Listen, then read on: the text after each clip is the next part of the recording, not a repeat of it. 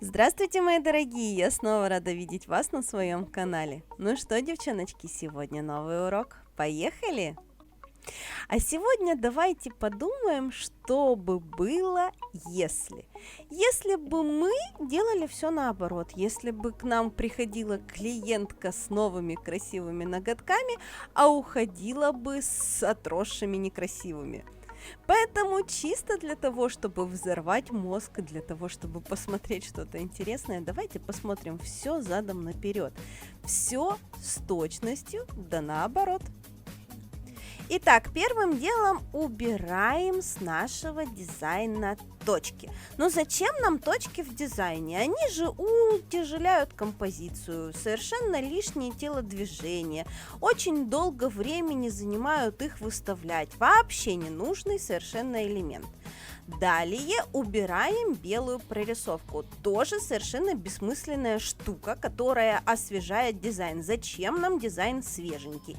Нам дизайн понадобится и в несвежем состоянии тоже он будет замечательно выглядеть. Кстати, в данном случае не следим совершенно за тонкостью линий, совершенно не следим за тем, чтобы линии были аккуратны, потому что, а зачем нам следить, если мы их все равно будем убирать? Кстати, как по мне, совершенно потрясающе выглядит вот это вот движение в наобороте. Блин, мне прям нравится, я прям залипла на это смотреть. Вам нравится? Напишите в комментариях, мне очень интересно. На втором пальце тоже убираем все целиком. Кстати, вот здесь вы можете быстренько написать в комментариях свои предположения, чем нарисованы вот эти вот цветочки, потому что цветочки в данном случае мы рисовали тоже довольно интересно.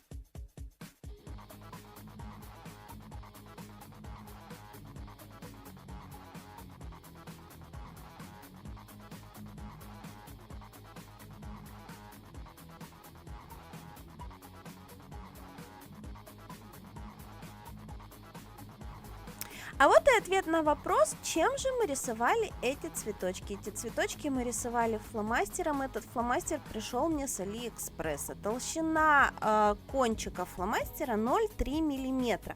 Эти фломастеры, кстати, можно купить в любом канцелярском магазине. Так вот, для того, чтобы фломастером легче рисовалось, мы перекрыли ноготок финишным покрытием. Нет, наоборот. Для того, чтобы фломастером легче стиралось, надо убрать финиш с поверхности ногтя. Вот так, наверное, будет правильно звучать.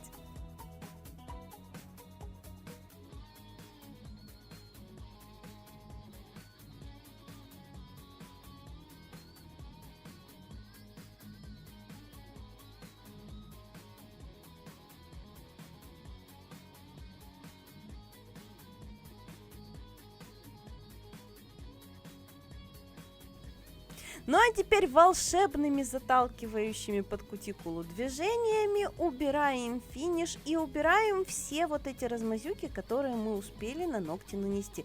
Зачем они нам нужны? Они некрасивые, особенно вот эти вот блестюшки, которые блестючие, которые вообще совершенно ненужные. Фольга, которая обратно прилепляется на бумажку, классно выглядит. Кстати, прилепляем обратно на бумажку фольгу легкими движениями, едва касаясь поверхности, для того, чтобы наши прилеплялки на бумажку не получились крупного размера, а получились меленькие. Ну и отлепляется на бумажку фольга, конечно же, лучше тогда, когда на ноготке есть клейкий слой. И его мы создаем специально клеем для фольги. Не так. Его мы убираем специальным клеем для фольги, липкий слой, который будет мешать нашей фольге прилепляться обратно на бумажку. Вот так.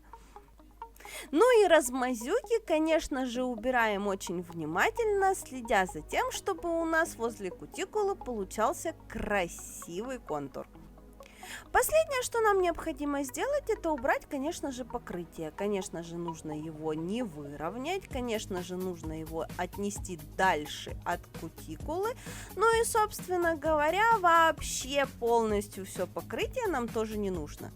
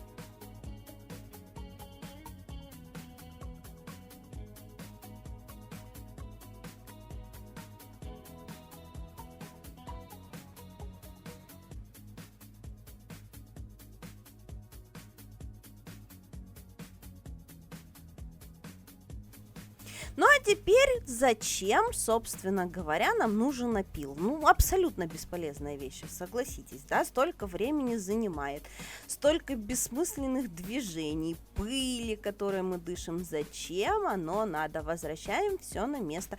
Пускай будут у нас ноготки без опила. Гляньте, они какие красивые, в бока натекшие. Просто замечательная вещь, нам так нравится.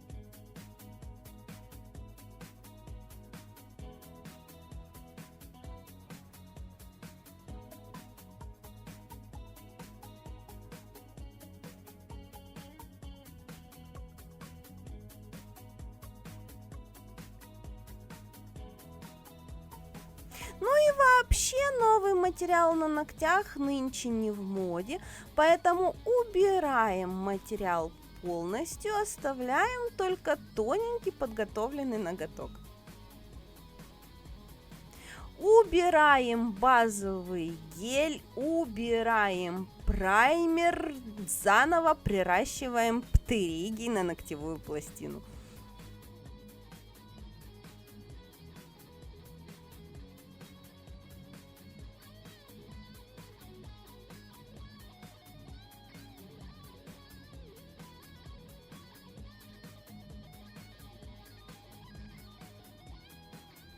Ну и, конечно же, нам осталось хорошенечко пригладить кутикулу, потому что неприглаженная кутикула – это плохо. Зачем кутикула, которая топорщится дыбарем?